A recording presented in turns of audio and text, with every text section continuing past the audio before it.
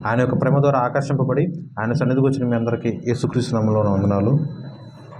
రెండవ తిమోతి 2:13. 2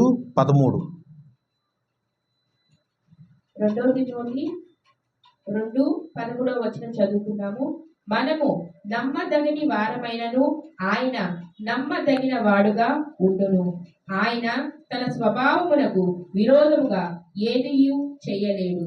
మనము నమ్మదగని వారమైనను ఆయన నమ్మదగిన వాడుగా ఉండును. ఆయన తన స్వభావమునకు విరోధముగా ఏదియును చేయలేడు. చిన్న ప్రేయర్ చేసుకుని వాక్యం చూసుకుందాం. స్తోత్రమునైనా మహాగణుడా, మహోన్నతుడా, గడ్డి పరకతో సైతం నువ్వు మాట్లాడించగలిగిన సమర్థవంతుడు ప్రభు. మరి నేనైతే గడ్డి పరక కన్నా గాడిద కన్నా హీనంగా ఉన్నా ప్రభు. నీ కృపలో నువ్వు గాడిదకు వాక్కుని ఇచ్చావు. నువ్వు నన్ను జ్ఞాపకం చేసుకొని నీ కృపలో నువ్వే నడిపించు ప్రభువా. నీ యొక్క వాక్యములోని రహస్యములు మేమందరము తెలుసుకున్నట్లు మా అందరి యొక్క మనోనేత్రము మీరే తెరవండి ప్రభువా.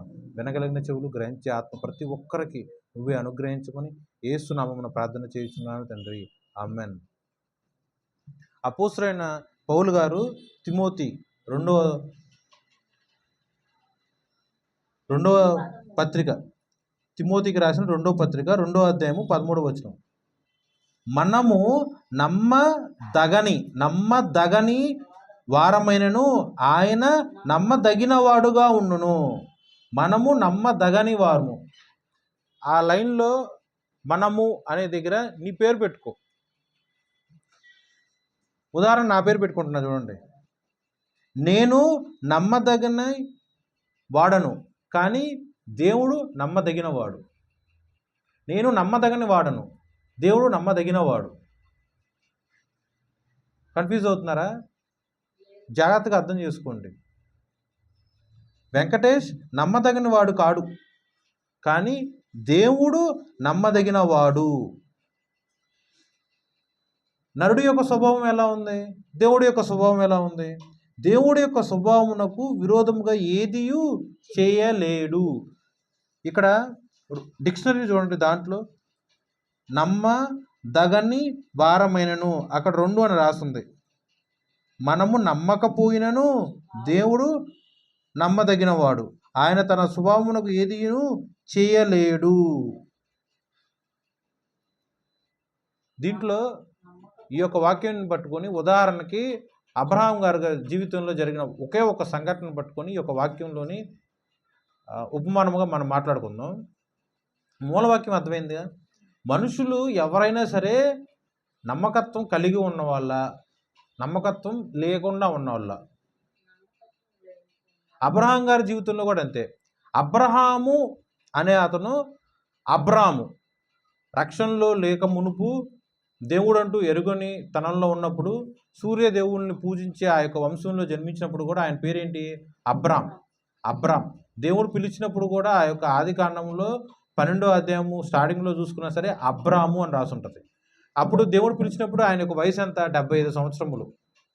అలా 75 సంవత్సరాలు దగ్గర దేవుడి యొక్క పిలుపును విన్న అబ్రహాముగా మార్చబడటానికి కూడా ఎన్ని సంవత్సరాలు పట్టింది? చాలా సంవత్సరాలు పట్టింది. 90 సంవత్సరాలు పై మాటే పట్టింది. ఓకే. ఈ యొక్క అబ్రాం జీవితంలో జరిగిన దాంట్లో అబ్రాము నమ్మదగనివాడుగా ఉన్నాడు, కానీ దేవుడు మాత్రము నమ్మదగినవాడుగా ఉన్నాడు. సో నీ యొక్క జీవితంలో, నీ యొక్క విశ్వాస జీవితంలో ఏ ఒక్క సందర్భంలో అయినా సరే నువ్వు దేవుడి పట్ల నీ యొక్క విశ్వాసము, నమ్మకత్వం లేకుండా నువ్వు ఎప్పుడన్నా బ్రతికావా? నీకు కలిగిన శ్రమ, కష్టము, బాధ, ఉపద్రవం, ప్రాణం మీదకి వచ్చిన ఏదో ఒక పరిస్థితి వచ్చింది, దాన్ని బట్టి నువ్వు దేవుడు మీద ఉన్న నమ్మకత్వం కోల్పోయి దేవుడికి దూరంగా పారిపోయిన సందర్భం ఏదైనా ఉందా? నరుడి యొక్క స్వభావం ఎంత నీచంగా ఉంటుంది. ఆశీర్వాదాలు వచ్చినప్పుడు ఎవరైనా సరే దేవుడి గురించి బహుగా చక్కగా ఘనకరంగా సాక్ష్యం చెప్తాడు. కానీ శ్రమలు వచ్చినప్పుడు, కష్టం వచ్చినప్పుడు, యేసుక్రీస్తు నామములో నువ్వు అనుభవించవలసిన శ్రమ లేక విశ్వాసమునకు తగిన పరీక్ష నువ్వు పొందుకునేటప్పుడు నీ యొక్క స్వభావమునకు ఎలా నువ్వు ప్రవర్తిస్తున్నావు, నీ యొక్క స్వభావము ఎలా ఉంది ఆలోచించి. అబ్రాహాం ఎలా ఉన్నాడు? ఈజిప్ట్ దేశానికి వెళ్ళినప్పుడు అబ్రాహాము నమ్మకత్వం లేకుండా బ్రతికాడు. అబ్రాహాము నమ్మకత్వం లేకుండా ఉన్నాడు. కానీ దేవుడు ఆయన చేసిన వాగ్దానమును ఒక్కటంటే ఒక్కటి, ఒక సున్నా ఒక పుల్లు కూడా మర్చిపోయేవాడు కాదు, జరగకుండా ఉండనిచ్చేవాడు కూడా కానే కాదు. మాట ఇచ్చి తప్పుటకు నేను నరుడను కాను, పశ్చాత్తాపడుటకు నేను మనుషులను కాను. దేవుడు తన యొక్క స్వభావమునకు వ్యతిరేకముగా ఒక్కటంటే ఒక్కటి కూడా చేయడు. ఆయన నిన్న నేడు ఒక్కటే రీతిగా ఉన్నవాడు. ఆదికాండం 12వ అధ్యాయం. ఈ యొక్క 2 తిమోతి 2:13 చదువుకున్నది మీకు ఏమైనా అర్థమైందా? ఇంకేమైనా కన్ఫ్యూజన్ అవుతున్నారా? మనుషులు లేకపోతే విశ్వాసులు వారి యొక్క జీవితంలో ఎప్పుడో ఒక చోట నమ్మకత్వం కోల్పోతారు. దేవుడి మీద నమ్మకత్వానికి దూరంగా ఉన్నారు. మనం నమ్మకత్వం లేకుండా ఉన్నా కూడా దేవుడు ఆయన యొక్క ప్రేమ ఏమాత్రం మార్పు చెందడు. ఆయన ప్రేమ ఎప్పుడూ ఒకటే రీతిగా ఉంటుంది. ఆయన మాత్రము మన మీద ఉన్న తన యొక్క విశ్వాస్యతలో ఎటువంటి మార్పు లేకుండా ఒక్కటే రీతిగా ఉండి, మనం దేవుడికి దూరంగా వెళ్ళిపోయినా సరే దేవుడు మన పట్ల చేసిన వాగ్దానం నెరవేర్పు కోసము మన దగ్గరికి దేవుడే వచ్చి మనల్ని సరిచేసి తిరిగి చక్కటి మార్గంలో నడవటానికి దేవుడే సహాయం చేస్తాడు. దానికి ఉదాహరణగా అబ్రాహాము గారి జీవితం చూద్దాం. ఆదికాండము 12వ అధ్యాయం 1. యెహోవా అగు మన దేవుడు అబ్రాహాముతో మాట్లాడుతున్నాడు. నీవు లేచి నీ దేశము నుండి, నీ బంధువుల యొద్ద నుండి, నీ తండ్రి ఇంట నుండి బయలుదేరి నేను నీకు చూపించు దేశమునకు వెళ్ళుము. నిన్ను గొప్ప జనముగా చేసి నిన్ను ఆశీర్వదించి నీ నామమును గొప్ప చేయుదును. నీవు ఆశీర్వాదముగా నుందువు. నీవు ఆశీర్వదించిన వారిని ఆశీర్వదించెదను, నిన్ను దూషించిన వారిని శపించెదను. భూమి యొక్క సమస్త వంశములు నీ యందు ఆశీర్వదించబడునని అబ్రాముతో, చూడండి, అబ్రాముతో అనెను. అబ్రాముతో, అబ్రాహాం కూడా కాదు, దేవుడు అబ్రామును పిలిచినప్పుడు ఆయన యొక్క వయసు 75 సంవత్సరములు. తన యొక్క తండ్రి ఇంటిలో నివాసంగా ఉన్న ఆ యొక్క రోజుల్లో హారాను ఊర్లో ఆయన నివాసంగా ఉన్నప్పుడు దేవుడు ప్రత్యక్షమై, యెహోవా అగు మన దేవుడు ప్రత్యక్షమై అబ్రాముని పిలిచినప్పుడు ఎలా పిలిచారు? నువ్వురా, నేను నీకు చూపించే ప్రదేశంకు, కానాను దేశానికి నువ్వు వెళ్ళిన తర్వాత నేను నిన్ను ఆశీర్వదిస్తాను. నువ్వు ఎవరినైతే ఆశీర్వదించావో వాళ్ళందరూ నేను ఆశీర్వదిస్తాను. నిన్ను ఎవరైతే శపించారో వాళ్ళని నేను శపిస్తాను. నిన్ను ఎవరైతే దూషించారో నేను వాళ్ళని శపిస్తాను. అంత మాత్రమే కాకుండా నువ్వు లోకంలో ఉన్న సకలమైన వంశములందరికీ కూడా ఆశీర్వాదానికి వారసుడుగా నువ్వు ఉంటావు అని దేవుడు స్వయముగా అబ్రాముతో పిలిచాడు. సో ఎక్కడికి వెళ్ళాలో కూడా తెలియని ఆ యొక్క సందర్భంలో అబ్రాము విశ్వాసము కలిగి, నమ్మకత్వం కలిగి, దేవుడు చేసిన ఆ యొక్క వాగ్దానం మీద నమ్మకత్వం కలిగి, దేవుడు పలికిన ఆ యొక్క మాట మీద గురి కలిగి, ఎక్కడికి వెళ్ళాలో కూడా తెలియని ఆ యొక్క పరిస్థితుల్లో ప్రయాణం మొదలుపెట్టాడా లేదా? నువ్వు లేచి బయలుదేరి వెళ్ళమన్నాడు అని చెప్పినప్పుడు ఏ ఊరు వెళ్ళమంటావు? ఏ రోడ్లో వెళ్ళమంటావు? ఏ ఊరు నుంచి ఇంకో ఏ ఊరు వెళ్ళమంటావు? ఎలా వెళ్ళాలి? అలా అన్ని దేవుని ఏమన్నా తిరిగి ప్రశ్నించాడు అబ్రాహాము? ఏం ప్రశ్నించాల? తన భార్యను, తన సంపాదన, తన ఆస్తిపాస్తులు అన్నీ రెడీ చేసుకొని బయలుదేరి వెళ్ళాడు. ఆయనంతటా ఆయన అబ్రాహాము కూడా లోతునే అడగల. లోతే నేను వస్తాను అని చెప్పి ఆ బాబాయ్ వరసతో అవుతాడు అబ్రాహాం గారు లోతుకి. లోతు అబ్రాహాంతో వచ్చాడు. ఓకే, ఇదంతా మీకు తెలిసిందే కదా. అబ్రాహాము ఇక్కడ నమ్మకత్వం కలిగి ఉన్నాడు కాబట్టి తండ్రి ఇంటి దగ్గర నుంచి బయలుదేరి వెళ్ళాడు. నమ్మకత్వం కలిగిన సందర్భం, బయలుదేరి వెళ్ళాడు. 5వ వచనం చూడండి. అబ్రాహాము తన భార్య అయిన సారాయిను, తన సహోదరుని కుమారుడైన లోతును, హారానులో తానును వారును ఆర్జించిన యావదాస్తిని, వారు సంపాదించిన సమస్తమైన వారిని తీసుకొని కనాను దేశమునకు వెళ్ళుటకు బయలుదేరి కనాను దేశమునకు వచ్చిరి. చూడండి, కనాను దేశమునకు బయలుదేరి వెళ్ళారు, కనాను దేశానికి రీచ్ అయ్యారు. సో డెస్టినేషన్ రీచ్ అయ్యారు. ఎక్కడి నుంచి? హారాను నుండి. హారాను అను ఒక తన యొక్క సొంత ఊరు దగ్గర నుంచి దేవుడు వాగ్దానం చేసిన కానాను దేశానికి వెళ్ళాడు. ఓకే, ఉదాహరణకి ఇది హారాను. ఇక్కడి నుంచి దేవుడు వాగ్దానం చేసిన ఆ యొక్క కానాను దేశానికి వెళ్ళాడు. డెస్టినేషన్ రీచ్ అయ్యాడా లేదా? గమ్యస్థలానికి రీచ్ అయ్యాడా లేదా? గమ్యస్థలానికి రీచ్ అయ్యాడు. గమ్యస్థలానికి రీచ్ అయిన తర్వాత ఆయన వెంటనే ఏం చేశాడు? అబ్రహాము షెకెమునందలి ఒక స్థలము దాకా ఆ దేశము సంచారము చేసి మోరే దగ్గరున్న సింధూర వృక్షము వద్దకు చేరెను. అప్పుడు కనానీయులు ఆ దేశములో నివసించిరి. ఆ దేశం మొత్తం కూడా అబ్రాము సంచారం చేసి ఆ దేశం యొక్క వేరే బోర్డ్స్ మొత్తం కూడా చూశారు. కనానీయులు ఆ యొక్క కనాను దేశంలో నివాసంగా ఉన్నారు. ఇప్పుడు అబ్రాహాం ఏం చేశాడు? యెహోవా అబ్రామునకు ప్రత్యక్షమయ్యి నీ సంతానమునకు ఈ దేశము నిచ్చిదని చెప్పగా అతడు తనకు ప్రత్యక్షమైన యెహోవాకు ఒక బలిపీఠమును కట్టెను. ఇది అండర్లైన్ చేసుకోండి. అబ్రాము గారు యెహోవాకు మన దేవుడికి మొట్టమొదటిసారి ఒక బలిపీఠం కట్టాడు. ఆ బలిపీఠం ఏ సందర్భంలో కట్టాడు? అబ్రామ్ గారు కానాన్ దేశం రీచ్ అయ్యాక కానాన్ దేశం మొత్తం కూడా వేరే బోట్స్ మొత్తం ఒక సంచారం చేసి ఒక ప్లేస్కి వచ్చి రీచ్ అయ్యారు. ఆ రీచ్ అయిన తర్వాత దేవుడు వచ్చి మాట్లాడాడు. దేవుడు ఎందుకు మాట్లాడాడంటే, దేవుడు ఏం పని అప్పచెప్పాడు? తండ్రి ఇంటి నుంచి నువ్వు బయలుదేరి కనాన్ దేశానికి రా అని. ఓకే, అబ్రామ్ ఆ చెప్పిన పని చేశాడా లేదా? చెప్పిన పని చేశాడు. కాబట్టి వెంటనే యెహోవా దేవుడు వచ్చి చెప్పిన పని చేసిన విశ్వాసిగా ఉన్న భక్తుడుగా ఉన్న అబ్రాముతో దేవుడు చక్కగా మాట్లాడాడు. నీ సంతానమునకు ఈ దేశము కానాను దేశము నేను ఇస్తాను, పాలు తేనెలు ప్రవహించే ఈ యొక్క దేశాన్ని నీ సంతానమునకు నేను బహుమానముగా ఇస్తాను అని దేవుడు వాగ్దానం చేసిన వెంటనే, దేవుడి యొక్క స్వరం విన్న వెంటనే, దేవుడి యొక్క వాగ్దానము విన్న వెంటనే అబ్రామ్ ఏం చేశాడు? ఒక బలిపీఠం కట్టాడు. సో ఇక్కడ మొత్తం స్పిరిచువల్, ఆత్మీయంగానే జరిగింది.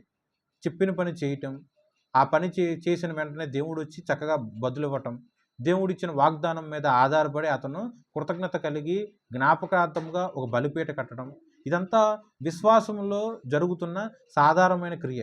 దీంట్లో ఎక్కడ కూడా అబ్రాము తొట్టెలలా. ఎంతవరకు అర్థమైందా? ఓకే, ఒక బలిపీఠము కట్టెను. 8వ వచనం. అక్కడ నుండి అతను బయలుదేరి బేతేలునకు తూర్పునున్న కొండకు చేరి పడమటనున్న బేతేలునకును తూర్పునున్న హాయికిని మధ్య గుడారం వేసి అక్కడ యెహోవాకు బలిపీఠము కట్టి యెహోవా నామమున ప్రార్థన చేశాను. దేవుడు ఎప్పుడైతే మాట్లాడాడో అక్కడ దేవుడి యొక్క వాగ్దానము ప్రకారము, దేవుడిచ్చిన వాగ్దానం మీద విశ్వాసం కలిగి ఒక బలిపీఠం కట్టాడు. అక్కడ బలిపీఠం కట్టిన ఆ యొక్క ప్లేస్ దగ్గర నుంచి మళ్ళీ బేతేలు ప్రదేశానికి వెళ్ళాడు. అక్కడి నుంచి మళ్ళీ కుడివైపు తిరిగి మళ్ళీ ఇంకో ప్రదేశానికి వెళ్ళాడు. ఈ 2 ప్రదేశాల మధ్యలో ఒక గుడారం వేసుకున్నాడు. గుడారం వేసుకుని ఆయన అక్కడ నివాసం ఉంటున్నాడు. అలాగే తన యొక్క దైనందిక జీవితం కొనసాగించటము, ప్రతిరోజు దేవుడి నామమున ప్రార్థన చేయటం జరుగుతుంది. దానికి జ్ఞాపకార్థంగా దేవుడి నామములో మళ్ళీ ఒక బలిపీఠం కట్టాడు. ఓకే, ఇదంతా కూడా తన యొక్క విశ్వాస జీవితంలో, తన యొక్క ఆత్మీయ జీవితంలో దేవుడికి ప్లస్ అబ్రామ్కి మధ్య ఉన్న రిలేషన్ బేస్ చేసుకొని బలిపీఠము కడుతున్నాడు, ప్రార్థన చేస్తున్నాడు. సో అంతా చక్కగా మంచిగానే ఉంది. సడన్గా కరువు వచ్చింది. ఆలోచించి కరువు వచ్చింది. అబ్రాము నివసిస్తున్న ఆ యొక్క ప్రదేశంలో, ఆ యొక్క ఊర్లో కరువు వచ్చింది. ఓకే, నేనేం అడుగుతున్నాను? కరువు వచ్చిన ప్లేస్ ఏంటి? కరువు ఏ ఊరిలో వచ్చినప్పుడు? అబ్రామ్ ఎక్కడున్నాడు? కానాన్ దేశంలో ఉన్నాడా లేడా? బేతేలు ప్రాంతం ఎక్కడ ఉంది? కానాను దేశంలోనే ఉంది. కానాను దేశంలో ఉన్నాడు. దానికి ప్రూఫ్ ఏంటి? 5వ వచనం లాస్ట్లో ఉంది. కానాను దేశమునకు వచ్చేసాడు. డెస్టినేషన్ రీచ్ అయ్యారు. కానాను దేశంలో ఉన్నప్పుడే కానాను దేశంలో కరువు వచ్చింది. కరువు వచ్చింది ఎక్కడ? దేవుడు వాగ్దానం చేసిన ఆ యొక్క దేశానికే కరువు వచ్చింది. దేవుడు ఏమని వాగ్దానం చేశాడు? ఈ దేశాన్ని నేను నీ సంతానానికి ఇస్తాను అని దేవుడు వాగ్దానం చేశాడు. దేవుడు వాగ్దానం చేసిన ఆ యొక్క ప్రాంతానికే కరువు వచ్చింది.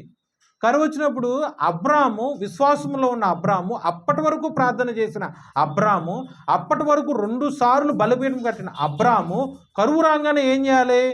కట్టిన బలిపీఠం దగ్గరికి అన్నా వెళ్ళి ప్రార్థన చేయాలి, లేకుంటే తను ఉన్న చోటనే ఉండి ప్రార్థన చేయాలి. కానీ కరువు వచ్చిన వెంటనే ప్రార్థన చేయాలి. అబ్రాహాము ఏం చేశాడు? కరువు అంటే ఏంటి? ఫస్ట్ ఆఫ్ ఆల్ మొన్న వరద వచ్చింది, ఏం జరిగింది? వరద వచ్చిన ప్రాంతం మొత్తం కరువేగా.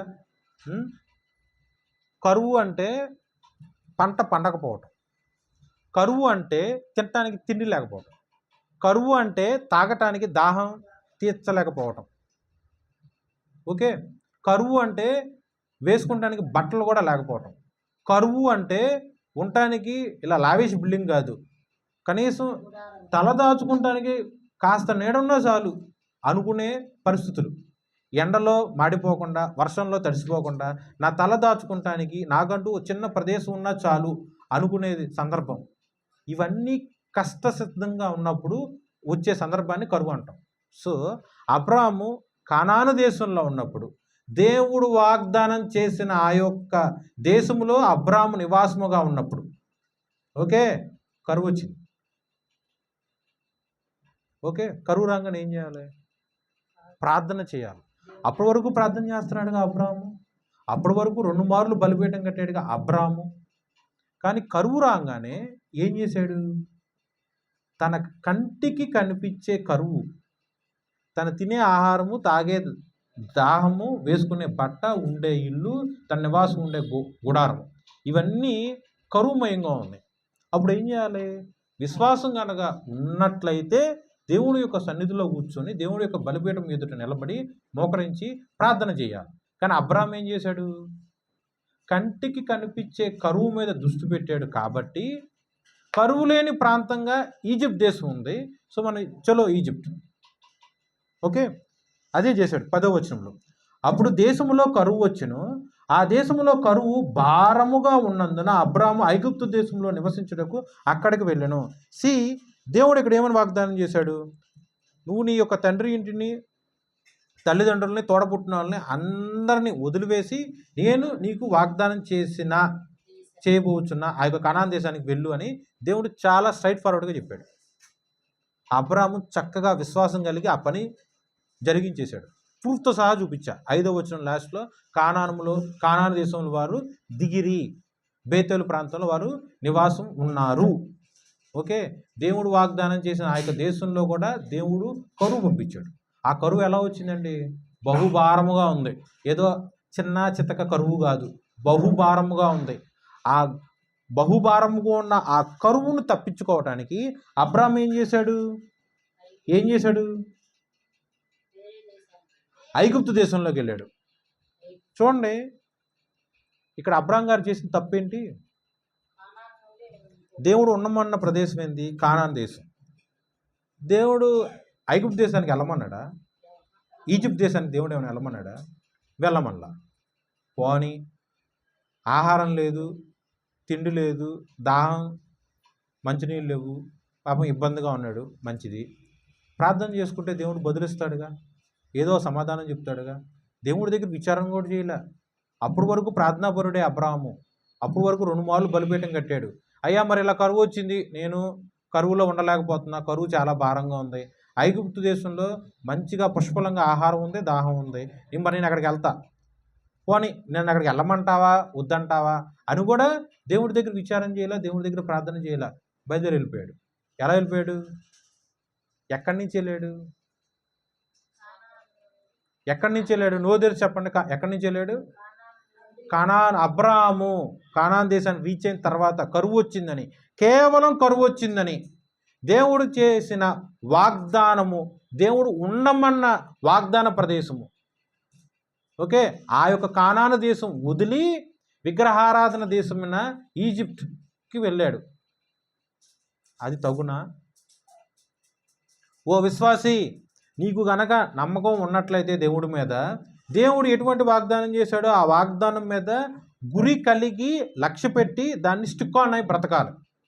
అలా కాకుండా నువ్వు ఏదో పస్తునున్నావని, తినడానికి తిండి లేదు, వేసుకోవడానికి బట్ట లేదు, ఇంట్లో సమాధానం లేదు, ఇలా గొడవలు అవుతున్నాయి, అలా కష్టం ఉంది, ఇలా శ్రమ ఉంది, ఇలా ఇబ్బంది ఉందని చెప్పి నీకు నచ్చిన నిర్ణయం నువ్వు తీసేసుకొని, నేను ఆ ప్రదేశంలోకి వెళ్తే నేను చక్కగా బ్రతుకుతా, నేను ఆ ఉద్యోగం చేస్తే చక్కగా సంపాదిస్తా, నేను పలానా వాళ్ళని పెళ్లి చేసుకుంటే ఎంతో బ్రహ్మాండంగా బ్రతుకుతా, నేను పలానా ఆస్తిపరులు ఇంట్లో ఉంటే చాలా ప్రాబ్లం లేకుండా హ్యాపీగా ఉంటానని సొంత నిర్ణయాలు తీసుకొని స్వలాభం కోసం నా అనే ఒక ధోరణిలో ఆలోచించుకొని నా సేఫ్టీ, నా సంరక్షణ, నా కుటుంబం యొక్క సంరక్షణ, నా పొట్ట, నా తిండి, నా దాహం, నా బట్ట, నా ఆస్తి, వీటి మీద నువ్వు లక్ష్య పెట్టి నువ్వు గనక వాగ్దానము నిర్లక్ష్య పెట్టి దేవుడు వెళ్ళొద్దు అన్న దేవుడినంటూ ప్రార్థన చేయకుండా ఉన్న విగ్రహారాధన దేశమైన ఈజిప్ట్ అలాంటి దేశంలో కనుక నువ్వు వెళ్ళుంటే కనుక నువ్వు ఎలాంటోడివి? నమ్మకత్వం లేనోడివి. నువ్వు ఎలాంటోడివి? విశ్వాసం లేనోడివి. అందుకే తిమోతికి రాసిన 2వ పత్రికలో ఏమనుంది వాక్యం? నువ్వు నమ్మదగని వాడిగా ఉన్నా కూడా దేవుడు నమ్మదగినవాడు. నేను అనేవాడిని నా యొక్క జీవితంలో నాకు కలిగిన కష్టం బట్టి, పరిస్థితులను బట్టి, ఇబ్బందులను బట్టి నేను నమ్మకత్వం కోల్పోయిన సందర్భాలు ఎన్నో ఉన్నాయి. ఓకే, నా యొక్క భార్య, బిడ్డలు, తల్లిదండ్రులు, ఆత్మీయులు, చర్చిలో ఉన్న సహోదరులు, వీళ్ళందరినీ నమ్ముకొని ఆ నమ్మకత్వం ఒమ్ము కలిగిన సందర్భం బోర్డులో ఉన్నాయి. మనుషులు నమ్ముకొని మోసపోయిన, బాధపడ్డ సందర్భాలు బోర్డులో ఉన్నాయి. కానీ నీ జీవితంలో అయినా సరే, నా జీవితంలో అయినా సరే దేవుణ్ణి నమ్ముకొని త్రొట్టిన సందర్భం ఒక్కటి ఉందా? దేవుడు తన యొక్క నమ్మకత్వం కోల్పోయిన సందర్భం ఒక్కటన్నా ఉందా? ఆయన తన స్వభావానికి వ్యతిరేకంగా ఏదీ చేయలేడు. ఆయన తన ఒక చేసిన వాగ్దానాన్ని మీరడు, జరిగింపకుండా ఉండడు. భూమి అయినా సరే గతించిపోద్దేమో, సూర్యుడు ఉన్నంత వరకు ఆయన నీ జీవితంలో చేసిన ఒక్క వాగ్దానం కూడా తొట్టిల్లదు. ఆకాశము భూమి గతించిపోయినా నా మాట తొట్టిల్లదు, నా వాగ్దానం తొట్టిల్లదు. ఎంత చక్కటి వాగ్దానాలు దేవుడికి ఇచ్చాడు. మరి నీకు ఆయన మీద విశ్వాసం లేదే? మరి నీ జీవితంలో వచ్చిన ఏ కరువు అయినా సరే, చూడండి, అబ్రహాం గారి జీవితంలో కరువు బహుభారంగా ఉంది కాబట్టి ఆయన వెళ్ళాడు అని అనుకుంటున్నాం మేము. లేక నా జీవితంలో ఆ కరువు రాలేదుగా, దేవుడు చెప్పిన ఇంట్లోనే ఉన్నాగా, దేవుడు చెప్పిన వివాహమే చేసుకున్నాగా, దేవుడు చేయమన్న ఉద్యోగమే చేశాగా, దేవుడు చేయమన్న వ్యాపారమే చేశా కదా అని ఒకవేళ అనుకుంటున్నామేమో. కానీ దేవుని యొక్క చిత్తానుసారంగా నీ క్రియలు ఉన్నాయా?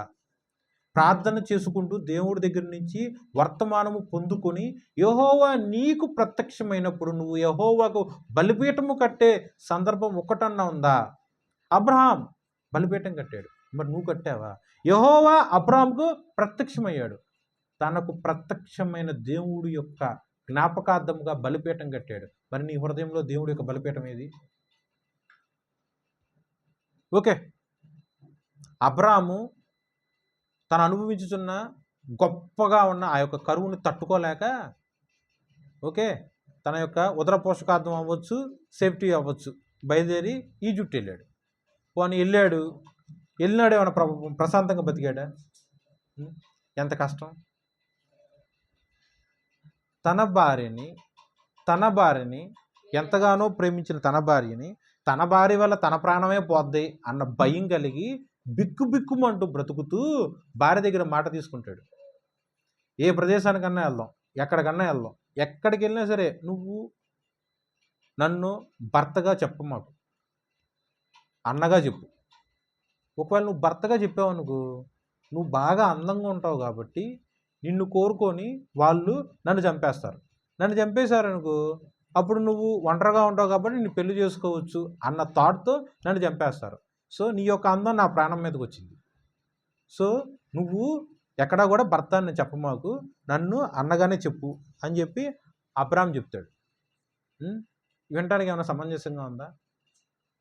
టెక్నికల్గా ఆలోచిస్తే అంటే శారమ్మ గారి యొక్క తల్లిదండ్రులు అలాగే అబ్రాహాం గారి తల్లిదండ్రులు చూసుకున్నా సరే వాళ్ళిద్దరూ వరుస ప్రకారం అన్నా చెల్లి అవుతారు.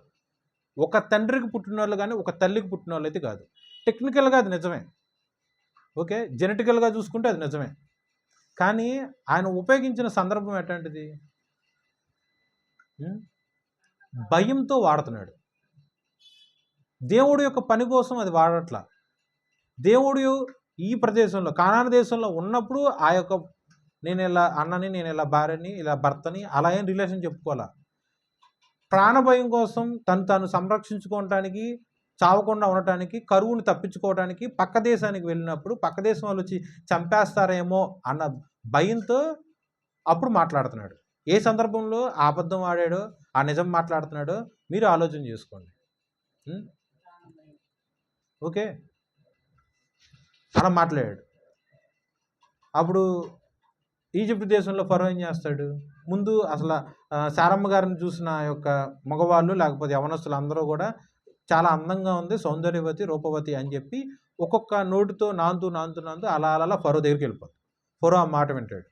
ఆ రోజుల్లో ఏకపత్ని వ్రతం అయ్యే ఉండవు, బహుభార్య చేసుకునే రూల్స్ ఉన్నాయి. సో ఫరో ఏమంటాడు? మహారాజు ఈజిప్ట్ దేశం పరిపాలించేవాడు, ఆ అమ్మాయిని తీసుకురామంటే ఆ అమ్మాయిని తీసుకొచ్చేస్తాడు.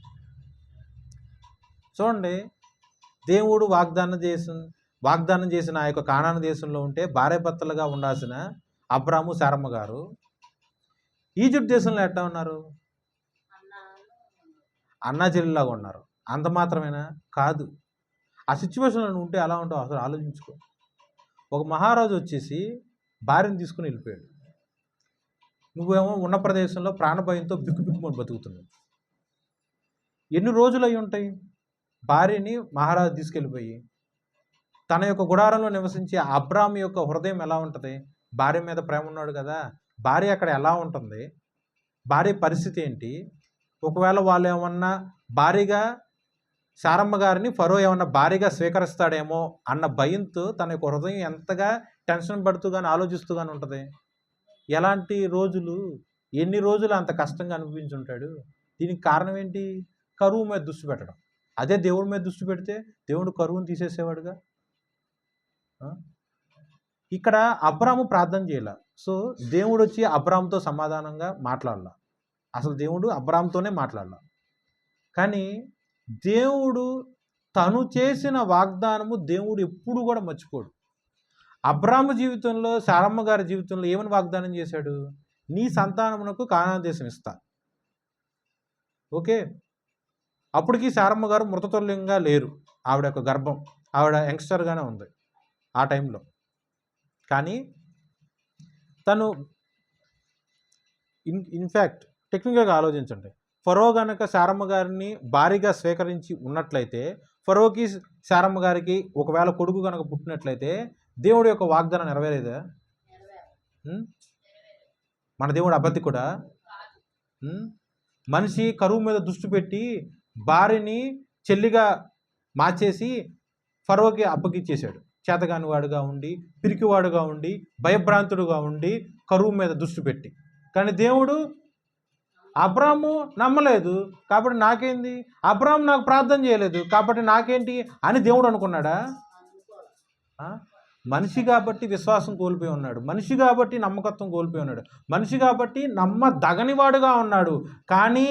కానీ సృష్టికర్తకు దేవుడు, దేవదేవుడు, మహోన్నతుడగు మన దేవుడు, విశ్వాసమునకు కర్త అగు మన దేవుడు, నమ్మకత్వానికి మారుపేరుగా ఉన్న యేసుక్రీస్తు ప్రభు యెహోవా దేవుడు, తరతరములు యుగములు నమ్మదగినవాడు.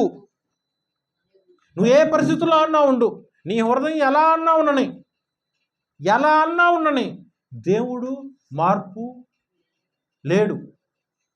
ఆయనలో మార్పు అనేదే లేనే లేదు. ఆయన విశ్వాసమునకు కర్త, జీవము కలిగిన దేవుడు.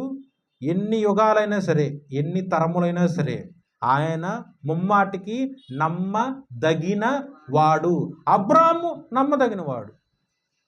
కానీ దేవుడు ఎలాంటి దేవుడు? తను చేసిన ఆ యొక్క వాగ్దానం జ్ఞాపకం చేసుకొని డైరెక్ట్గా వచ్చి అబ్రామ్తో మాట్లాడాల. ఫరో దగ్గరికి వెళ్ళి ఏం చేస్తాడు? ఫరో యొక్క రాజ్యంలో ఉన్న ప్రజలందరినీ కూడా దేవుడు బహుగా ఇబ్బంది పెడతాడు. 17వ వచనం, అయితే యెహోవా అబ్రాము భార్య అయిన సారాయిని బట్టి ఫరోను అతని ఇంటి వారును చూడండి మహావేదనల చేత బాధించను. ఎవరు బాధించారు? యెహోవా బాధించాడు. మీరు మళ్ళీ ఆలోచించండి, జాగ్రత్తగా ఆలోచించండి. అబ్రాము దేవుడు చెప్పిన పని చేయకుండా వాగ్దాన దేశాన్ని వదిలేసి విగ్రహారాధన దేశానికి వెళ్ళాడు. భయంతో, ప్రాణభయంతో భార్యనల్లా చెల్లిగా చేసింది అబ్రాము. ఫరో యొక్క దృష్టి ఫరో మీద మీరు పాజిటివ్గా ఆలోచించండి. ఫరో శారమ్మ గారిని తెచ్చుకున్నాడు, భార్యగా తీసుకుంటానికి శారమ్మ గారిని తెచ్చుకున్నాడు. కానీ ఏ పరిస్థితుల్లో తెచ్చాడు? ఎవరో బాటసారిగా వెళ్ళేవాడి యొక్క చెల్లిని తెచ్చుకున్నాడు. ఆ చెల్లి ఒక కన్యక అని అనుకొని తెచ్చుకుంటాడు, అంతేగాని పక్కనోడు భార్య అని అనుకొని ఫరో తెచ్చుకోవాలా. సో ఫరో నీతిమంతుడేగా. ఆలోచన చేయండి, ఆలోచన చేయండి. ఫరో శారమ్మ గారిని తెచ్చుకున్నప్పుడు ఏ దృష్టితో తెచ్చుకుంటాడు? అబ్రాహాము యొక్క చెల్లిగా ఉన్న కన్యకగా ఉన్న శారమ్మని నేను తెచ్చుకున్నా భార్యగా చేసుకోవటానికి అని ఫరోనే ఆలోచిస్తూ ఉంటాడు. సో అది వినటానికి మంచిగానే ఉంటుందిగా.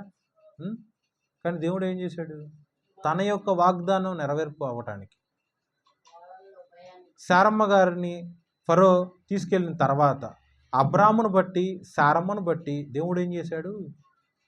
ఎంత బాగా బాధించాడంటే మహావేదనల చేత బాధించాడు. సో అది ఒక్క రోజులో జరిగే క్రియ కాదుగా. ఎన్ని రోజులు అయి ఉంటాయి? ఒక్కరోజు ప్రాబ్లం రాగానే ఆ ప్రాబ్లం దేనివల్ల వచ్చింది అని ఆలోచించుకోరు మనిషి. కంటిన్యూగా ప్రాబ్లమ్స్ వస్తూ ఉన్నప్పుడు నేను ఎక్కడో ఏదో తప్పు చేశా కాబట్టి ఇది జరిగింది, ఓకే అన్న ఆలోచన మనిషికి వస్తుంది. మహారాజు కదా, వివేచన జ్ఞానం ఉంటుందిగా ఫరోకి. అలా ఆలోచించుకుంటూ ఉన్నప్పుడు శారా నా అంతఃపురానికి రాక మునుపు మొత్తం మంచిగానే సమాధానకరంగానే ఉంది. శారా ఎప్పుడైతే నా అంతఃపురానికి వచ్చిందో, ఎప్పుడైతే నేను శారాని నా భార్యగా చేసుకోవాలి అని అనుకున్నానో అప్పుడు నుంచి నాకు బాధలు స్టార్ట్ అయినాయి. అప్పటి నుండి నాకు వేదనలు స్టార్ట్ అయినాయి. అప్పటి నుండి నాకు బహుగా వేదనలు స్టార్ట్ అయినాయి అని చెప్పి ఫరోకి వివేచన ఆలోచన వస్తుంది. వెంటనే పిలిపిస్తాడు అబ్రామ్ని. నాకేం చేసావు? నువ్వు చేసిన పని ఏంటి? నీ భార్యని తీసుకొచ్చి చెల్లిగా పరిచయం చేస్తావా? నేనైతే తనని ఈ పాటికి పెళ్లి చేసుకునేవాడినేమో. కానీ దేవుడు ఆపాడు. దేవుడు పెట్టే బాధల వల్ల ఆగిపోయాడు. దేవుడు పెట్టిన మహావేదన వల్ల ఆగిపోయి సర్లే ఇప్పుడైనా మించిపోయింది ఏం లేదు, నీ భార్యను తీసుకొని నువ్వు వెళ్ళిపో. నువ్వు ఒట్టి చేతులతో వెళ్ళమాకు. ఇదిగో నా వంతుగా నష్టపరిహారం కింద అవ్వచ్చు, ప్రాయశ్చిత్తం అవ్వచ్చు. ఇదిగో ఈ యొక్క పశు సంపద, ఈ యొక్క గొడ్ల సంపద, ఆ యొక్క జంతువులు, ఆ యొక్క ఆస్తిపాస్తులు, వెండి బంగారములు మాత్రమే కాకుండా ఇదిగో ఇవన్నిటినీ టేక్ కేర్, జాగ్రత్తగా చూసుకోవడానికి పనోళ్ళుగా ఇదిగో ఈ యొక్క బానిసలను కూడా, చెలికత్తులను కూడా తీసుకెళ్ళని చెప్పి చాలా ఆస్తిని కూడబెట్టి మరీ పంపిస్తాడు ఫరో గారు. ఇలా ఎక్కడన్నా జరుగుతుందా? మీరే ఆలోచన చేయండి. అబద్ధం చెప్పినాడేమో అబ్రాము, బాధలు అనిపించిన వాళ్ళు ఎవరు? రాజు. చెల్లి అన్నాడేమో అబ్రాము, భారీగా స్వీకరించాలని అనుకున్నాడు ఎవరు? రాజు. సో ఇక్కడ ఒకటే మీకు ఏం జ్ఞాపకం రావాలంటే, అబ్రాము ఎలా ప్రవర్తించాడో మీకు అర్థమైంది, ఫరో ఎలా ప్రవర్తించాడో మీకు అర్థమైంది, శారా ఎలా ప్రవర్తించిందో కూడా ఆలోచించుకోండి. భర్త వెళ్ళిపోమన్నప్పుడు ఆ అమ్మాయి వెళ్ళిపోయింది, ఓకే. మీరు ఆలోచన చేయండి. అతను మహారాజు, బలవంతం చేస్తే ఇవి రెస్ట్రిక్ట్ చేయగలుగుతా? తను లొంగిపోవాల్సి వచ్చిన సందర్భం వచ్చేదేమో, అవునా కదా? మరి శారమ్మ గారిని చూసుకొని దేవుడు అలాంటి ఉపద్రవం కలగకుండా ఆపాడా? శారమ్మను కూడా చూసుకోవాలి దేవుడు. శారమ్మ కూడా ఎక్కడా కూడా భర్తను రెసిస్ట్ చేయలే. పొరపాటున ఫరో నన్ను భార్యగా స్వీకరిస్తే, పిల్లలు పుడితే మరి దేవుడు చేసిన వాగ్దానం ఏమయ్యేది అని శారమ్మ కూడా రెసిస్ట్ చేయలే. సో ఇక్కడ మనిషిగా ఉన్న అబ్రాముని నమ్మాల్సిన పని లేదు. శారమ్మ గారి యొక్క ప్రవర్తనలో ఉన్న విశ్వాసం కూడా ఇక్కడ ఏం లేదు. ఫరో యొక్క ప్రవర్తనలో ఉన్న విశ్వాసము ఇక్కడ ఏం లేదు. ఈ ముగ్గురు జీవితంలో జరిగిన ఆ యొక్క సందర్భంలో మెయిన్ థింగ్ ఏంటి? ఒకే ఒకటి, దేవుడు వారి జీవితంలో చేసిన వాగ్దానమును నెరవేర్చుటకు దేవుడు ప్రతి ఒక్క సంఘటనని, మనం తప్పు ప్రవర్తించాం కానీ ఆ తప్పులో నుంచే మనకి శిక్ష వస్తుంది, తర్ఫీదు వస్తుంది, ఆత్మీయ జ్ఞానం వస్తుంది. దేవుడి యొక్క వాగ్దానం నెరవేర్పు అగునట్లు ప్రతిదీ దేవుడు క్రియేట్ చేస్తాడు.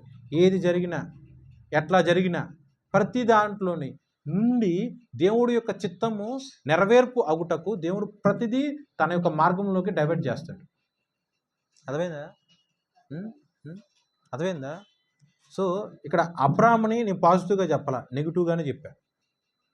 సారమ్మ గారిని కూడా నేను పాజిటివ్గా చెప్పాలా, నెగిటివ్గానే చెప్పాను.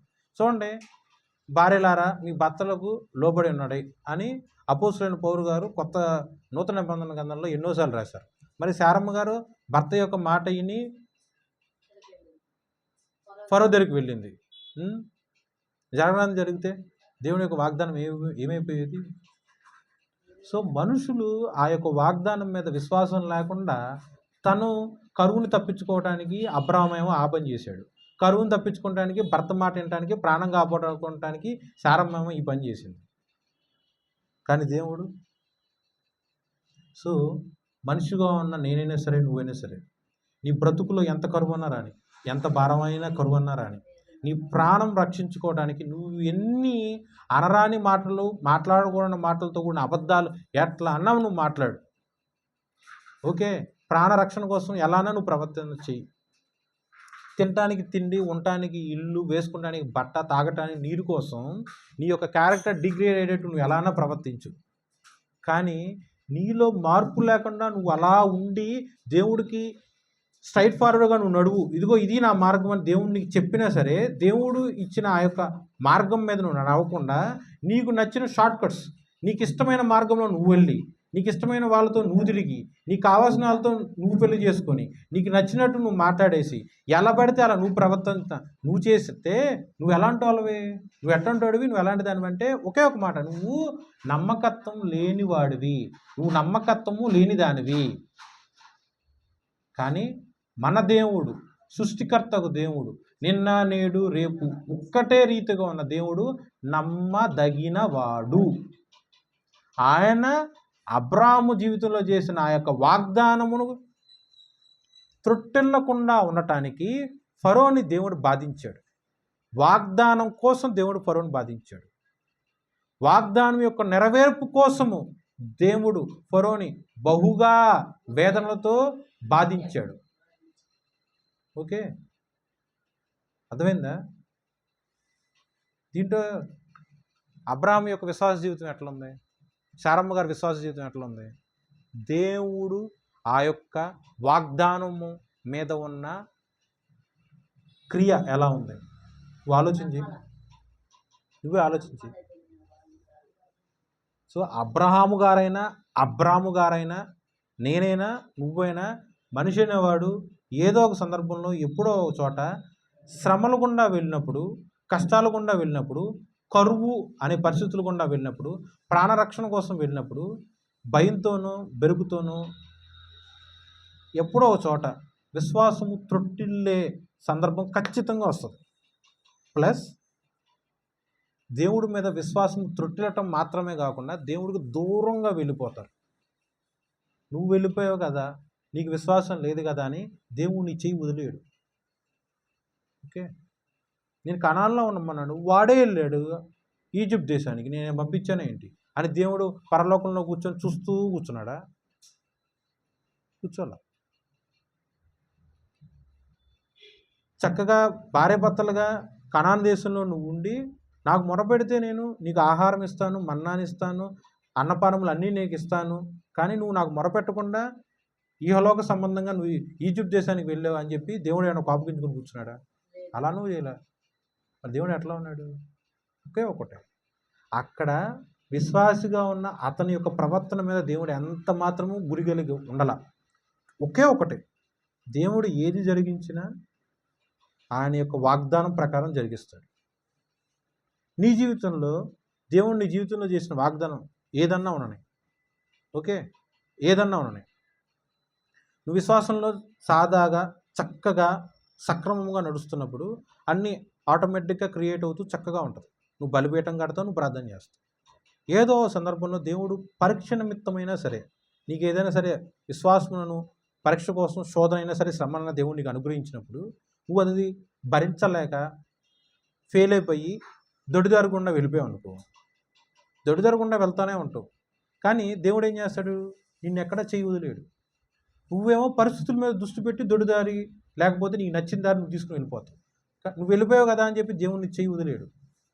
దేవుడిని చెయ్యి వదిలేయకుండా నీ ప్రవర్తనను ఆధారం చేసుకోకుండా దేవుడు తన యొక్క స్వభావాన్ని ఆధారం చేసుకొని నీ ప్రార్థనను దేవుడు ఆధారం చేసుకోకుండా దేవుడు తన యొక్క వాగ్దానాన్ని ఆధారం చేసుకొని నీ క్రియలను ఆధారం చేసుకోకుండా దేవుడు తన యొక్క కృపను ఆధారం చేసుకొని నువ్వు ఎక్కడన్నా ఉండు, ఏ దేశంలో ఉన్నా ఉండు, ఏ ఇంట్లో ఉన్నా ఉండు, ఎలాంటి పరిస్థితులు ఉన్నా ఉండు, దేవుడు నీ చెయ్యి పట్టుకొని తన యొక్క మార్గంలో నిలిచిపెట్టి వాగ్దానం నెరవేర్పు అయ్యే వరకు నీ చెయ్యి విడవడు. అబ్రాహాం గారి జీవితంలో జరిగింది, సారా గారి జీవితంలో జరిగింది. మీరు ఆలోచించండి. ముగ్గురు ఫరో, అబ్రాహాం అండ్ సారా. మనిషి రీత్యా ఎవరి గారు కరెక్ట్గానే ఉన్నారు. నేను ఇక్కడ అబ్రాహాం గారు ఇక్కడ తప్పు చేశారు, ఓకే, కానీ ఆయన నిజమే మాట్లాడాడు. వాస్తవానికి జెనెటికల్గా ఆ అమ్మాయి తన తండ్రి కుమార్తె కాబట్టి చెల్లె అవుద్ది, ఒక తల్లి బిడ్డలైతే కాదు, ఓకే, జెనెటికల్గా కరెక్టే అది. కానీ చేసిన తప్పు ఏంటంటే కరువును చూసి పక్క దేశానికి వెళ్ళిపోవడం, ప్రాణభయం కోసం అలా మాట్లాడు, ఓకే. మనిషి అనేవాడు ఎప్పటికీ నమ్మదగినవాడు కానే కాదు. సో నీ విశ్వాసము, నీ యొక్క నమ్మకత్వం ఎవరి మీద ఉండాలి? నీ భర్త మీద ఉండాలా? అబ్రామే అబద్ధం ఆడటం ప్రాణభయం కోసం భార్యను వదిలేశాడు. నీ భర్త ఎట్టంటాడు? భార్య భర్త కోసం ఫరో దగ్గరికి వెళ్ళిపోయింది, శారమ్మ గారు వెళ్ళారు. మరి నీ భార్య ఎట్టంటుంది? తల్లిదండ్రులు, తోడపుట్టినాళ్ళు, ఏదైనా సరే నీ యొక్క రక్త సంబంధికులు, నీ యొక్క తోడపుట్టినాళ్ళు, నీ యొక్క విశ్వాసులు, అంటే తోటి విశ్వాసులు, చర్చిలో ఉన్న సంఘస్థులు, ఎవరినైనా తీసుకో, ఏ ఒక్క మనిషి అయినా సరే నమ్మదగిన వాడు కానే కాదు. నీ యొక్క నమ్మకత్వం, నీ యొక్క గురి యావత్తు దేవుడి మీద ఉండాలి. దేవుడు నమ్మదగినవాడు, దేవుడు మాత్రమే నమ్మదగినవాడు. ఇది నువ్వు అనుభవంగా తెలుసుకోలేదనుకో, దేవుడు అనుభవం వచ్చేటట్టు ఎలా కావాలంటే అలా మౌలు చేస్తాడు. ఇంతవరకు అర్థమైందా? సేమ్ ఇదే సిచ్యువేషను ఇస్సాక్ గారి జీవితంలో కూడా జరిగింది. మళ్ళీ ఇదే సిచ్యువేషను అబ్రాహాం గారి జీవితంలో రెండో మారు కూడా జరిగింది. ఈసారి ఆయన ఈజిప్ట్ దేశం వెళ్ళడం. 20వ అధ్యాయం ఆదికాండం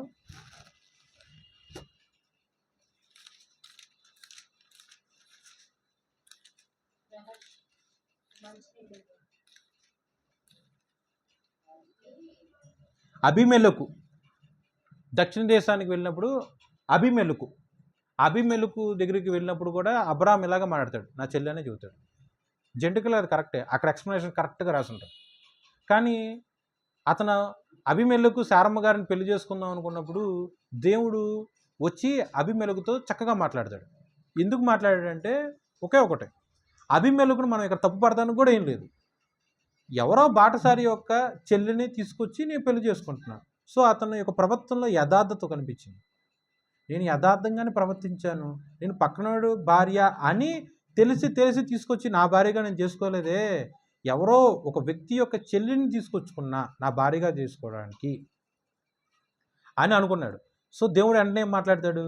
అబీమెలెకు, నువ్వు యథార్థ హృదయం కలిగి ఉన్నావు కాబట్టే నువ్వు తప్పు చేయకుండా ఉండటానికి ముందుగా వచ్చి నేను నిన్ను హెచ్చరిస్తున్నాను. చూడండి మన దేవుడు ఎంత గొప్ప దేవుడు, ఎంత ప్రేమ కలిగిన దేవుడు, ఎంత కృప కలిగిన దేవుడు. నువ్వు యేసుక్రీస్తు నామములో ప్రార్థన చేసినప్పుడు, యెహోవాకు మన తండ్రి పేరట నువ్వు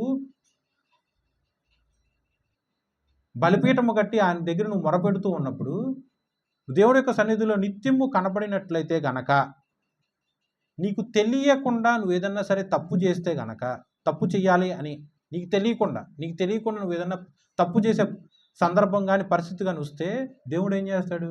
నువ్వు యథార్థవంతుడుగా ఉన్నావు కాబట్టి తెలియక ఆ పాపం చేయటానికి నువ్వు ఒక అడుగు వేస్తున్నావు కాబట్టి దేవుడు ఎమ్మటే ప్రత్యక్షమయ్యి నువ్వు అలా చేయమావు కానీ దేవుడు వారిస్తాడు, వద్దని చెప్తాడు. చూడండి ప్రూఫ్తో సహా ఉంది అబీమెలెకు గారి జీవితంలో. అబీమెలెకు ఏమనుకున్నాడు? ఆ స్త్రీ పలానావాడి చెల్లి, ఆ చెల్లిని తీసుకొచ్చి నేను నా భార్యగా చేసుకుంటున్నాను, సో అది ముమ్మాడికి కరెక్ట్, యథార్థంగానే ప్రవర్తించాడు. అతని యొక్క యథార్థ ప్రవర్తన చూసే ప్రవక్త యొక్క భార్యని ఈ యొక్క అబీమెలెకు తన యొక్క భార్యగా చేసుకోవటం దేవుడికి ఇష్టం లేదు. కాబట్టి ముందుగా ఆ యొక్క పాపము జరగకుండా ఉండటానికి అబీమెలెకు యొక్క క్షేమం కోసమే దేవుడు ముందుగా వచ్చి హెచ్చరిస్తున్నాడు. సో మన జీవితంలో కూడా అంతే. నువ్వు ఎప్పుడు దైనందిక జీవితంలో చక్కగా దేవుడి యొక్క సన్నిధిలో బలిపీఠం కట్టి ప్రార్థనతో యథార్థ హృదయంతో దేవుణ్ణి ఎదుర్కొంటే గనక నీకు తెలియకుండా నువ్వు ఎప్పుడన్నా పాపంలో పడే సందర్భం వస్తే దేవుడు వచ్చి అడ్డుపడతాడు. నిన్ను ఆ పాపంలో పడకుండా దేవుడు అడ్డుపడతాడు. అబీమెలెకు జీవితంలో జరిగిందిగా. అబీమెలెకు జీవితంలో జరిగినప్పుడు నీ జీవితంలో జరగదా? ఆలోచించి సారమ్మ ఇక్కడ కూడా అంతే. ఇక్కడ ఈ యొక్క 20వ అధ్యాయం చదివినట్లయితే అబ్రాహాము అని రాసి ఉండదు, అబ్రహాము అని రాసి ఉంటుంది. నువ్వు నాకు ఇలా ఎందుకు చేసావయ్యా, నీ చెల్లిని తీసుకొచ్చి నన్ను నీ యొక్క భార్యను తీసుకొచ్చి చెల్లెని ఎందుకు చెప్పావయ్యా అని అబీమెలెకు అన్నప్పుడు నేను నిజమే చెప్పాను అని చెప్పి అబ్రహాం చక్కగానే మాట్లాడతాడు. సో ఈ యొక్క విశ్వాస జీవితంలో మనుషుల మాటల మీద నమ్మకం పెట్టుకోకు. మనుషుల మీద ఎప్పుడు అస్సలు గురి పెట్టకు. నీకు ఏదన్నా అవసరం వచ్చింది, నీకు ఏదైనా పని వచ్చింది, ఎవరన్నా నీకు మాట ఇచ్చారనుకో, అరే ఈ పని నేను నీకు చేసి పెడతా అని అన్నాడు అనుకో, బ్లైండ్గా వాడిని నమ్మమాకు. కొంతమంది ఉంటారు తన యొక్క సొంత జ్ఞానము సొంత బలం కన్నా సరే పక్కనోడి జ్ఞానం మీద బాగా ఆధారపడతారు. కొంతమంది ఉంటారు తన యొక్క సొంత కష్టార్జితం కన్నా సొంత తెలివి కన్నా సరే పక్కనోడి ఇచ్చే సలహాల మీద బ్రహ్మాండంగా ఆధారపడతారు. ఏమండి, నీకు ఏది మంచిదో, నీకు ఏది శ్రేష్టమైందో, నీకు ఏది ఉత్తమమైందో నీకన్నా పక్కనోడికి ఎక్కువ తెలిసిద్దా? అర్థమవుతుందా? ఎదుటివాడి దగ్గరికి వెళ్ళి నీ జీవితాన్ని వాడి చేతుల్లో ఎప్పుడు పెట్టకు. ఎదుటివాడి ఇచ్చే సలహాల మీద నువ్వు ఎప్పుడు ఆధారపడి నువ్వు బతకమాకు. మంచో చెడో, కష్టమో నష్టమో, నీకు ఏం తెలిస్తే అది, నీకు ఎలా తెలిస్తే అది నువ్వు ప్రవర్తించావు అనుకో, ప్రార్థనతో నువ్వు ప్రవర్తించావు అనుకో, మంచిదైతే మంచిది, చెడు జరిగిందనుకో అనుభవం వస్తుంది. నెక్స్ట్ టైం చేయకుండా ఉంటావు. అంత మాత్రమే కాకుండా నీ పిల్లలకు కూడా చెప్తావు, నీ భార్యకు కూడా చెబుతావు, ఎంతోమంది నువ్వు సాక్ష్యంగా కూడా చెబుతావు. అదే పక్కనాడు జీవితంలో చెప్పావు అనుకో, పక్కనాడు వాడు ఉన్నతమైన స్థితికి వెళ్తానికి నిన్ను ఎప్పటికీ వాడుకుంటానే ఉంటాడు. మనుషులండి ఏమండి, పక్కనాడిని అంటే ఎవరినో ఉద్దేశించి అంటలా, నా గురించే చెబుతున్నా. ఏంది? నా గురించే చెబుతున్నా. నా దగ్గర 10 మంది ఉన్నన్నా ఉండొచ్చు, లేకపోతే 5 ఉండొచ్చు. ఒక పని వచ్చింది అనుకోండి, నేను చేయకుండా ఉంటాను, నేను ఏం చేస్తాను? అంటే నాకు కుదరలేదు, ఆ పని చేసి పెట్టు, అరే ఆ పని చేసి పెట్టు. నేను చేసుకోగలిగి ఉండి కూడా అందరి చేత నా పని చేయించుకున్నాను అనుకోండి, అప్పుడు నేను ఏమనాలి? అవకాశవాదులు అనుకోవాలి. యథార్థ హృదయం అనుకోరు. ఓకేనా? అబ్రహాం దగ్గర ఎంతోమంది పనులు ఉన్నారు. ఒకడున్నాడు, ఇద్దరున్నారా? వందల కొద్ది ఉంటారు. ఎంత 100 మంది పని వాళ్ళు ఉంటారంటే ఒకానొక సందర్భంలో లోతు యొక్క భార్యని, బిడ్డల్ని, ఆస్తిపాస్తులు అందరినీ వేరే శత్రు రాజ్యం వచ్చి తీసుకుపోతే అబ్రహాము వెళ్ళి వేరే పక్క రాజ్యంలో ఉన్న సైనికులను తీసుకొచ్చి యుద్ధం చేయడు. ఆయన ప్లస్ ఆయన ఇంటి పనులను తీసుకెళ్ళి యుద్ధం చేస్తాడు, లోతుని విడిపిస్తాడు. ఓకే, అంత అబ్రహాము దేవుడు ప్రత్యక్షమైనప్పుడు అబ్రహాము ప్లస్ సారమ్మ కలిపి దేవుడికి వంట చేసి విందు చేసి దేవుడికి పెట్టారు. పనోళ్ళు ఉన్నారు కదా అని చెప్పి పనోళ్ళ చేత వంట చేయించారా? ఆలోచన చేయండి. ఏ మనిషికి నువ్వేం చేయాలి, దేవుడికి నువ్వేం చేయాలి? ఆలోచన చేయండి. మనుషుల్ని ట్రీట్ చేసినట్టు దేవుడిని ట్రీట్ చేస్తున్నావా? దేవుడిని ట్రీట్ చేసినట్టు మనుషులు ట్రీట్ చేస్తున్నావా? ఆలోచన చేయండి. విశ్వాసుల్ని, ప్రవక్తలను, దైవజనుల్ని నువ్వు ఎలా అయితే ట్రీట్ చేస్తున్నావో అలాగే దేవుని కూడా ట్రీట్ చేస్తున్నావా? లేక దేవుణ్ణి ఎంతగా గణపరచాలి, ఎంతగా మహిమపరచాలి, ఎంతగా ప్రార్థన చేయాలి, అలాగే నువ్వు దేవుడితో సమానంగా నీ యొక్క ప్రవక్తలను, నీ యొక్క దైవజనులను చేస్తున్నావా? ఆలోచన చేయండి. ఎలా ఉన్నావు? మూలవాక్యం ఏంటి? 2 తిమోతి 2:13. నువ్వు మాటకి నమ్మదగినవాడు కానే కాదు, దేవుడు నమ్మదగినవాడు. దేవుడు మాత్రమే నమ్మదగినవాడు. చూడండి, మనము నమ్మదగని వారుగా ఉన్నా కూడా దేవుడు మాత్రం నమ్మదగినవాడు. ఆ మనము దగ్గర నీ పేరు మాత్రం పెట్టుకోమన్నా కదా. నీ పేరుతో పాటు మీరు ఆలోచన చేయండి, దైవజనుల పేరు పెట్టచ్చా, పాస్టర్ల పేర్లు పెట్టచ్చా, ప్రార్థనా పరుల పేర్లు పెట్టచ్చా, సంఘస్థుల పేర్లు పెట్టచ్చా, పెట్టకూడదు? ఓకే, క్వశ్చన్ అర్థమైందా? చెప్పండి మరి, పెట్టచ్చా పెట్టకూడదు? ప్రశ్న అర్థం కాలేదు కదా. సరే, 2 తిమోతి 2:13 మళ్ళీ తీయండి, మూల వాక్యంలోకి రండి. వాక్యం చూస్తూ చదువుకోండి, చదవండి.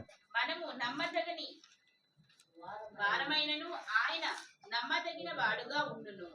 ఆయన తన స్వభావమునకు విరోధముగా ఏదీ చేయలేడు. చాలండి, చాలు. ఫస్ట్ లైన్ ఏంటంటే మనము నమ్మదగని వారమైనను. ఓకే, ఆ మనము దగ్గర నీ యొక్క పేరు మాత్రమేనా, లేక నీ యొక్క దైవజనుడు, నీ యొక్క దైవజనురాలు, నీ యొక్క ప్రార్థనాపరులు, చర్చిలో ఉన్న విశ్వాసులు, వీళ్ళందరి పేర్లు కూడా పెట్టుకోవచ్చా పెట్టుకోకూడదా? చెప్పండి అమ్మా, చెప్పండి. పెట్టుకోవచ్చా పెట్టుకోకూడదా?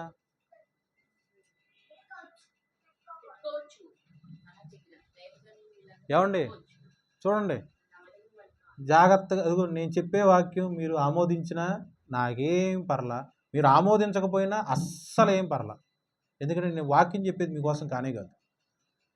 నేను వాక్యం చెప్పేది కేవలం యేసుక్రీస్తు ప్రభువు గారి కోసం మాత్రమే. ఆయన వచ్చి వింటాడు. మీరు అందరూ విన్నా వినకపోయినా సరే నేనేం అస్సలు పట్టించుకోను.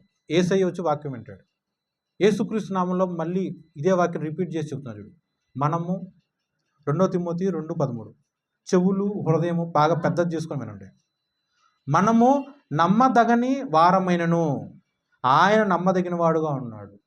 మనము దగ్గర నువ్వు, నీ భార్య, నీ భర్త, నీ పిల్లలు, అనగా నీ కుటుంబం, నీ అత్తమామలు, నీ తల్లిదండ్రులు, నీ కుటుంబం యావత్తు, ప్లస్ నీ యొక్క సంఘంలో ఉన్న నీ యొక్క పాస్టర్ అవ్వచ్చు, ప్రవక్త అవ్వచ్చు, దైవజనులు అవ్వచ్చు, దైవజనురాలు అవ్వచ్చు, సంఘంలో ఉన్న విశ్వాసులు అవ్వచ్చు, సంఘంలో ఉన్న సహోదరులు అవ్వచ్చు, సహోదరుడు అవ్వచ్చు, ఎవరైనా సరే తీసుకో, ఎవరినైనా తీసుకో. మనిషి అనేవాడు నమ్మదగినవాడు కాదు. ఓకే, మనిషి అనేవాడు నమ్మదగినవాడు కాదు. వినకపోతే మళ్ళీ వినండి. మనిషి అనేవాడు నమ్మదగినవాడు కాదు. ఏ మనిషి అయినా సరే నమ్మదగినవాడు కానే కాదు. మనుషులు నమ్మదగిన వారుగా ఉన్నా కూడా దేవుడు నమ్మదగినవాడు. చూడండి, ఎందుకు అలా చెప్తున్నానంటే ప్రూఫ్ లేకుండా బైబిల్లో ఏది మాట్లాడకూడదు. ఓకే, 1 కొరింథీయులు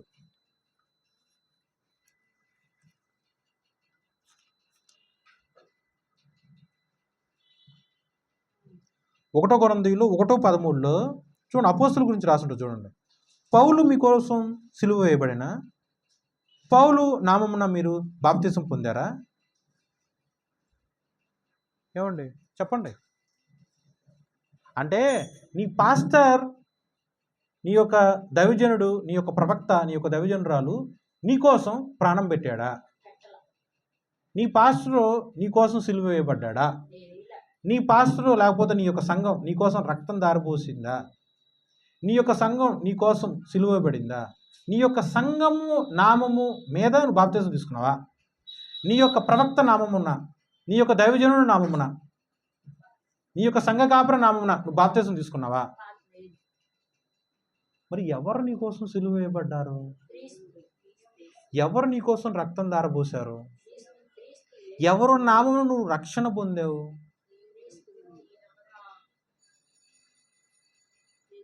మరి నువ్వు నమ్మదగిన వాడు ఎవరు? మనిషా, దేవుడా? ఓకే, అర్థమైందండి? యేసుక్రీస్తు యెహోవా పరిశుద్ధాత్మ దేవుడు తప్ప ఎవ్వరూ కూడా నమ్మదగిన వారు కానే కాదు. నీ భార్య, నీ బిడ్డ, నీ భర్త, నీ పిల్లలు, నీ అత్తమామలు, నీ యొక్క తల్లిదండ్రులు, ఎవరినైనా తీసుకో, ఎవరి బాధ్యత ప్రకారం వాళ్ళు ప్రవర్తిస్తారు. అంతే అంతే. బాప్తిసం తీసుకున్న తర్వాత నీ తల్లి ఎవరు? బాప్తిసం తీసుకున్న తర్వాత నీ తండ్రి ఎవరు? వధు సంఘంలో చేర్చబడిన తర్వాత నీ భర్త ఎవరు? దేవుడే. దేవుడి యొక్క బలారాధనలోనికి వచ్చాక నీ యొక్క శరీరంలో ఉన్న అవయములు ఎవరిది? నీ యొక్క రక్తంలో ఉన్న రక్తం ఎవరిది? దేవుడి. బలారాధనలోనికి వచ్చిన తర్వాత నువ్వు ఎవరి దేహంలో నువ్వు పాల్గొంపులు పొందావు? దేవుడు నామము. ఆలోచన చేయి. మనము నమ్మదగిన వారం కానే కాదు. మనము నమ్మదగిన వారుగా ఉన్నా కూడా దేవుడు తన యొక్క వాగ్దానం మన జీవితంలో నెరవేర్పు అయ్యే వరకు కూడా దేవుడు ముమ్మాటికి యుగములు తరతరములు శాశ్వతముగా నమ్మదగిన వాడు. దేవుడు తన యొక్క స్వభావమునకు వ్యతిరేకముగా ఒక్క పని కూడా చేయడు. సో నీ యొక్క విశ్వాస జీవితంలో చాలా బేసిక్ థింగ్ ఇది నిజంగా బేసిక్ థింగే, కానీ ఈ బేసిక్ థింగ్ మాత్రం వదిలేస్తాం. చూడండి, నేనేదో పాస్టర్ల మీద ప్రవక్తల మీద వ్యతిరేకం కలిగి ఈ యొక్క వాక్యం చెప్పానని మీరు అనుకునేరు. కాదండి, ఇది నిజం. మీరు నమ్మినా మీరు నమ్మకపోయినా ఇది మాత్రం నిజం. మళ్ళీ ఎందుకంటే ఒకటే ఏ కాపరి ఏ ప్రవక్త నీ కోసం సిలువ వేయబడలా, నీ కోసం ప్రాణం వెలపెట్టలా, నీ కోసం రక్తం కార్చలా, నీ కోసం బాప్తిసం ఇవ్వాల. ఓకే, చూడండి, ఏ ఒక్క ప్రవక్త అయినా ఏ ఒక్క పాస్టర్ అయినా సరే పని చేస్తే ఆ పని దేవుడి దగ్గర నుంచి జీతం వచ్చుకోవటానికి వాళ్ళు పనిచేస్తున్నారు. ఆలోచన చేయండి. నీ యొక్క నమ్మకత్వం నీ యొక్క సంఘం మీద, నీ యొక్క ప్రవక్తలు దైవజనుల మీద పెట్టమాకు. ఒకవేళ పెట్టావనుకో, దేవుడేమి నిన్నే వదిలేడండి. దేవుడు రక్తం దారపోసాడుగా. నీకు తెలియని తనంలో నువ్వు ఎంత దూరంగా వెళ్ళిపోయినా ఏదో ఒక రోజు ఎప్పుడో ఒక క్షణాన దేవుడు వచ్చి అబ్రాహాముని ఎలా అయితే ఐగుప్తు దేశం నుంచి తిరిగి మళ్ళీ కనాను దేశానికి తీసుకొచ్చాడో, అలాగే ఒక దెబ్బ కొట్టైనా సరే, ఒక బెత్తము వాడైనా సరే, మాట విననొల్లగా ఉన్న ఆయన బిడ్డలుగా ఉన్న ఇజ్రాయేల్ ప్రజలుగా ఉన్న నిన్ను దేవుడు బెత్తము వాడి గోప పగలగొట్టి తిరిగి ఆయన యొక్క మార్గంలోకి మళ్ళీ తీసుకొస్తాడు. ఆదికాండం 12వ అధ్యాయంలో కానాను దేశంలో దిగిన తర్వాత కానాను దేశంలో వచ్చిన ఆ యొక్క కరువును బట్టి, కానాను దేశంలో ఉన్న ఆ యొక్క బహుగా ఉన్న ఆ యొక్క కరువును బట్టి ఈజిప్ట్ దేశంలోకి వెళ్ళిపోయాడు అబ్రాహాం గారు. ఈజిప్ట్ దేశంలోకి వెళ్ళిపోయిన తర్వాత దేవుడు ముమ్మాటికి నమ్మదగిన వాడు కాబట్టి దేవుడు తిరిగి అబ్రాహాంని ఈజిప్ట్ దేశం నుంచి మళ్ళీ కానాను దేశానికి తీసుకొచ్చాడు. ఎక్కడికి తీసుకొచ్చాడో తెలుసా? కానాను దేశంలోనికి వచ్చిన అబ్రాహాము, మొట్టమొదటిసారి కానాను దేశంలోకి వచ్చిన అబ్రాహాము ఎక్కడైతే బలిపీఠం కట్టాడో తిరిగి అదే ప్రదేశానికి తీసుకొచ్చాడు. నీ యొక్క విశ్వాస జీవితంలో ఎక్కడైతే మొదలు పెడతావో, యేసుక్రీస్తు నామంలో ఎక్కడైతే మొదలు పెడతావో తిరిగి అదే ప్రదేశానికి దేవుడిని తీసుకొస్తాడు. నువ్వు నీ యొక్క మార్గమును, క్రీస్తు మార్గమును వదిలి ఎంత దూరమన్నా వెళ్ళు, దేవుడు తిరిగి తిప్పి తీసుకొచ్చి అక్కడికే తీసుకొస్తాడు. చూడండి, ప్రూఫ్తో సహా చూపిస్తున్నాను. చూడండి, మీకు 12వ అధ్యాయము 7వ వచనంలో యెహోవా అబ్రహామునకు ప్రత్యక్షమై నీ సంతానమునకు ఈ దేశం ఇచ్చుదనని చెప్పగా అతడు తనకు ప్రత్యక్షమైన యెహోవాకు ఒక బలిపీఠము కట్టెను. అక్కడి నుండి అతడు బయలుదేరి బేతేలునకు తూర్పునున్న కొండకు చేరి పడమటనున్న బేతేలుకును తూర్పునున్న హాయిగిరి మధ్యను గుడారం వేసి అక్కడ యెహోవాకు బలిపీఠము కట్టి యెహోవా నామమున ప్రార్థన చేశాడు. చూడండి, చాలండి. 8వ వచనంలో ఎంత చక్కగా లొకేషన్తో సహా ఇచ్చారు. చూడండి, బేతేలునకు తూర్పునున్న కొండకు చేరి పడమటున్న బేతేలునకు తూర్పునున్న హాయికని. చూడండి, రైట్ సైడ్ చూస్తేనే హాయి ఉంటుంది, పడమర వైపు ఏమో బేతేలు ఉంటుంది. ఆ రెండింటికి మధ్యలో అబ్రాహాం ఏం కట్టాడు? ఒక బలిపీఠం కట్టాడు. తర్వాత కరువు వచ్చింది. తర్వాత ఈజిప్ట్ దేశానికి వెళ్ళిపోయాడు. ఈజిప్ట్ దేశం నుంచి దేవుడు ఫరోని గద్దించి ఫరో యొక్క మాట చొప్పున పంపించేసిన తర్వాత 13వ అధ్యాయం చదువు. అబ్రాహాము తన కలిగిన సమస్తమును, తన భార్యను, తనతో కూడా ఉన్న లోతును వెంట పెట్టుకుని ఐగుప్తుల నుండి నెగేబునకు వెళ్ళెను. అబ్రాహాము వెండి బంగారము పశువులు కలిగి బహు ధనవంతుడై ఉండెను. అతడు ప్రయాణము చేయుచు దక్షిణము నుండి బేతేలు వరకు, అనగా బేతేలుకును హాయికిని మధ్య తన గుడారము చూడండి, తన గుడారము మొదట, అండర్లైన్, మొదట ఉండిన స్థలము వరకు వెళ్ళి తాను మొదట బలిపీఠము కట్టిన చోట చేరెను. ఎక్కడికి వెళ్ళాడు? ఎక్కడికి వచ్చాడు? మళ్ళీ తిరిగి మొదటిసారి ఎక్కడైతే బలిపీఠం కట్టాడో అక్కడికే వచ్చాడు. మొదటిసారి ఎక్కడైతే ప్రార్థన చేశాడో అక్కడికే వచ్చాడు. మొదటిసారి ఎక్కడైతే దేవుడు చేసిన ఆ యొక్క వాగ్దానములు ఎక్కడైతే గుడారం వేశాడో అక్కడికే వచ్చాడు. నువ్వు నమ్మకత్వం లేకుండా దేశ దిమ్మర్లాగా తిరుగు, ఎక్కడికన్నా వెళ్ళు, ఏ మనిషినైనా నువ్వు నమ్ముకో, ఎలా అన్నా ప్రవర్తించు, పాపంలోనే బ్రతుకు, నీకు ఇష్టానుసారంగా బ్రతుకు, తిను తాగు సుఖించు, ఎట్టానా ఉండు. దేవుడు చూస్తూ ఉంటాడు. కృప కలిగిన దేవుడు, ఓర్పు కలిగిన దేవుడు నీకు సమయం ఇస్తూనే ఉంటాడు. ఏదో ఒక సందర్భంలో ఎలాంటి పరిస్థితులు అయినా సరే నీకు చక్కటి మెల్లని స్వరంతో నిన్ను గద్దిస్తూనే ఉంటాడు. నువ్వు మాట వినడంలో కన్నా ఉంటానే ఉంటావు. బెత్తం తీసుకుని కొడతాడు. కొట్టిన తర్వాత ఏం జరుగుతుంది? నువ్వు చేసిన తప్పు నువ్వు తెలుసుకుంటావు. దేవుడు దగ్గర నుంచి ఎంత దూరంగా వెళ్ళిపోయావో నువ్వు దేవుడు చక్కగా బయలుపరుస్తాడు. బయలుపరిచిన తర్వాత తిరిగి దేవుడు నిన్ను ఎక్కడైతే మొదలుపెట్టావో, ఎక్కడైతే ప్రార్థనతో నువ్వు మొదలుపెట్టావో, ఎక్కడైతే మొట్టమొదటిసారి నువ్వు బలిపీఠం కట్టావో తిరిగి అక్కడికే దేవుడిని తెరుస్తాడు. సో ఇక నువ్వు ఆలోచించాల్సింది ఏంటంటే, అంతము అంటూ నీ యొక్క విశ్వాస జీవితంలో లేదు. ఓకే, మాట విననొల్లక నీ యొక్క సొంత నిర్ణయములు కోసము, నీ యొక్క సెల్ఫ్ సాటిస్ఫాక్షన్ కోసం, పాపం మీద ఉన్న బలహీనత లేకపోతే మోజు, డబ్బు మీద ఉన్న ఆశతో నువ్వు ఒకవేళ దేవుడికి దూరంగా ఉంటే దేవుడు నిన్ను గద్దించి నిన్ను మారు మనసు అనుగ్రహించి కొట్టి తిట్టి తిరిగి ఆయన మార్గంలోనే చేర్చుకుంటాడు.